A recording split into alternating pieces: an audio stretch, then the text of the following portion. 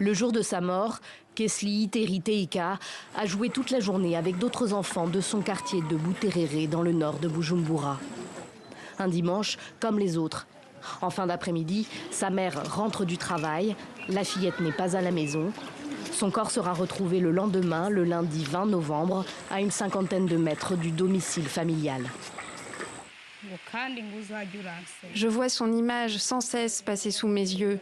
Je me souviens quand elle me disait « Maman, je vais étudier, je vais terminer mes études et je vais devenir docteur. Il faut simplement prier pour moi. » Ces mots qu'elle m'avait dit me la rappellent.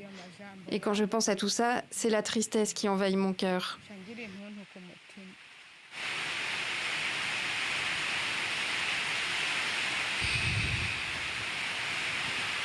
Je ne demande qu'une chose, si les assassins de ma fille sont arrêtés, qu'ils soient punis de manière exemplaire.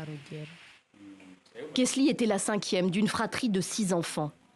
Sa mère est veuve, pauvre. Elle n'a pas de photo de la fillette, qui a été enterrée à la va-vite, le jour même où son corps a été retrouvé.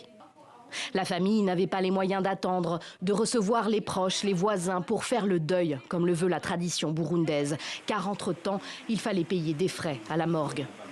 La FENADEB, la Fédération nationale des associations engagées dans le domaine de l'enfance au Burundi, est prête à payer un avocat à la mère de Kesli. L'organisation dénonce une recrudescence des cas de viol sur mineurs.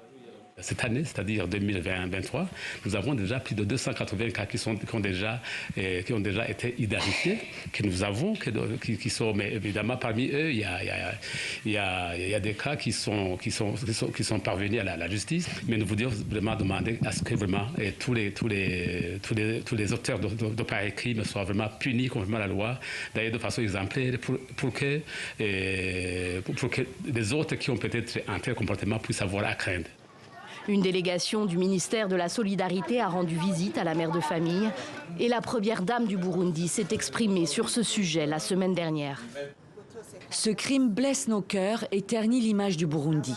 Nous demandons des peines 2 fois plus lourdes pour ces crimes, que les gens entendent que le viol est sérieusement puni par la loi. Nous adressons nos condoléances à la famille éprouvée et nous compatissons avec les autres filles violées et avec celles dont nous ne connaissons pas encore l'identité. Nous encourageons les victimes à rendre ces crimes publics à chaque fois pour en finir avec ce mal. Le viol, s'il entraîne la mort de la victime, peut être puni de la prison à vie au Burundi. Une enquête a été ouverte concernant le cas de Kesli Iteriteika. De sources policières, 2 personnes ont déjà été arrêtées.